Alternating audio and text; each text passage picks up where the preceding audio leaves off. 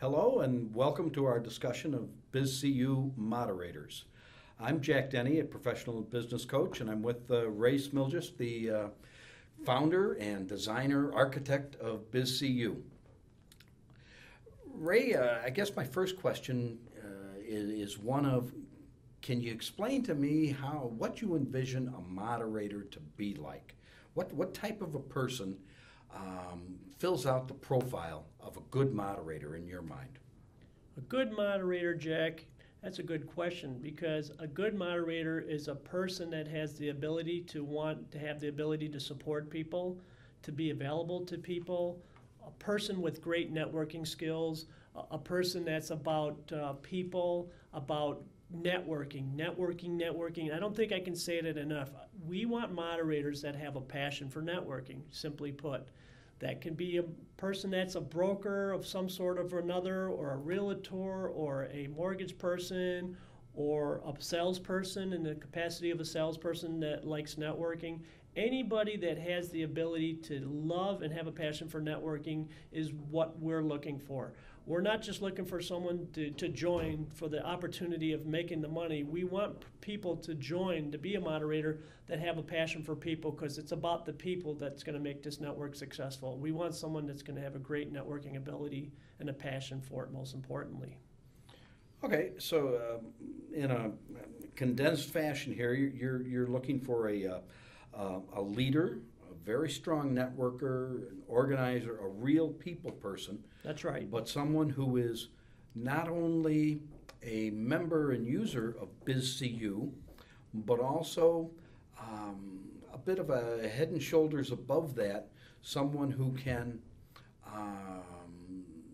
facilitate the other members within his business zone. Is that a fair definition? Yeah, I would say that's a fair assumption. Yes, the moderator in their given business zone has to be available to the clients in their network, to the members of the network. That person, that moderator, has to be available. He or she has to be instrumental in answering questions, supporting the members in their network zone, and in addition to being available for simple questions or complex questions. If those questions are beyond the moderator, then our staff will accordingly sponsor and take care of that question at that point too. So we don't lead the moderators. If they don't know a question or an answer, we will be there to facilitate and help them in managing their business zone. But yeah, in a sense, a moderator has to have the desire to help others and to be available. And also, a moderator is required to have one event, business event, once a month, to create a meeting where a client in our network can have a networking event. They have to have at least one networking event per month. That's one of the requirements of a moderator. So you've covered 2 points then here, not only supporting the membership within his or her zone, but also facilitating the business meetings, the face-to-face networking meetings. Are there other roles or responsibilities that a moderator would have? Other than what you just pointed out, a moderator essentially just has to be someone that will be available to the networking for questions or concerns, and to be that ear for that group. You know, to be that key person they look up to. You know, the big brother or big sister kind of like profile in the network, if you will. How about recruiting? Will a moderator be expected to do any recruiting of new members or other moderators, or? Well, yes. Given this opportunity, this is a true business opportunity for a person that already has a business, whether in the capacity of having a business of their own or being a contractor position for another broker or for another company, what have you. But yeah, this isn't an additional fun duty opportunity for moderators to generate more income.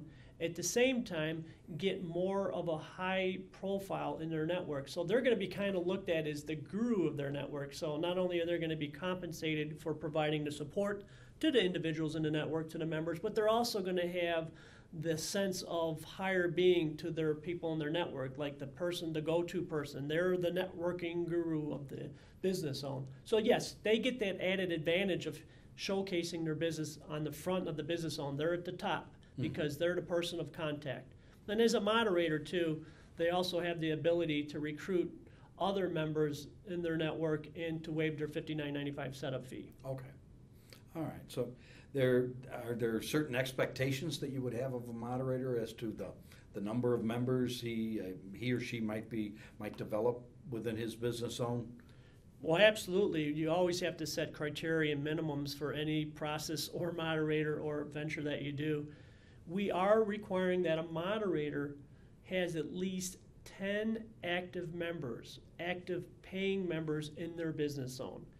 And what we mean by that is, for example, we just don't want someone becoming a moderator because they want to sit down and think they're going to rake in the money and do nothing. Well, we don't want people like that. We want people that are go-getters. We want people that have a passion for this networking, because it's the moderators that are going to make BizCU. Not me, not Jack, but the moderators. Those are the people that are BizCU, that are going to make it and get that potential out there and that excitement about the network to the people out there and recruit the people. So it is a big desire point for them to recruit more people. But yeah, minimum requirements, Jack, yes, they got to have at least 10 active paying members within 6 months. If not, we don't take them out of the network. We don't penalize you for not being a good moderator. You will stay in the network, but we'll recruit somebody else to become a moderator. How about after 6 months? You would expect BizCU to continue, each zone to continue to grow. Is the moderator expected to have membership growth beyond 6 months? Absolutely, because what is a network without growth? That's not a network, as far as I'm concerned, and that's just common sense, as you would probably know as a professional business coach yourself. But yes, for the network to be successful and to really grow and strive, yes, you have to continue growth, network. Those are the key terms that we're looking for. A moderator, we expect a moderator to go beyond the call of duty. We just don't want someone to meet the requirements. We want someone to make the requirements look like they're not enough. We want people that want to have a passion to grow this network beyond the minimum requirements. The minimum requirements are set in place to prevent people from just becoming a moderator thinking that they're going to sit down and collect this income from all the active members and do nothing. That's not a network. We want people that have a passion for the networking, and we set the minimums to prevent this from happening. But we expect you to exceed those minimum requirements tri or quadfold, if you will. Okay. Can a moderator recruit other moderators in addition to members? Absolutely. We encourage moderators to extend their team or their network, because it's the moderator that, again, I say, grows the network, that makes BizCU what it is. But the bottom line is the moderators recruit the clients, and it's everyone as a whole, because the moderators themselves are also a client. So it's the people, the whole part of people that make the network. So yes, we encourage people to recruit other moderators. And as they extend their team, we compensate them for all their active members. For an example, as this business opportunity, a moderator on their own business zone, Jack, is compensated $15 a month for each active member. Remember, the fee is $39.95 a month. Of that fee, the moderator of their primary zone is compensated for their support efforts of $15 for each active member. That's their compensation. Now, they go beyond the call of duty and say, I want to extend my team, build a bigger network, which is only going to benefit BizCU as a whole. So that moderator, he or she might recruit 5 moderators in different states, in different zones. As long as it's within the continent of the United States, it doesn't matter if this moderator is in Chicago, they recruit someone in California, but they will be extending their network, but they will be compensated for that person they recruited on their team. They will get $5 per active member of that recruited moderator. However, for being compensated to $5 for each active member per month, for each paying member of that recruited member, they have to provide the support. So if that moderator that he or she recruited needs a question or needs support, they should be available to answer their questions. So that's how they are compensated. Is there a limit to how many they can recruit?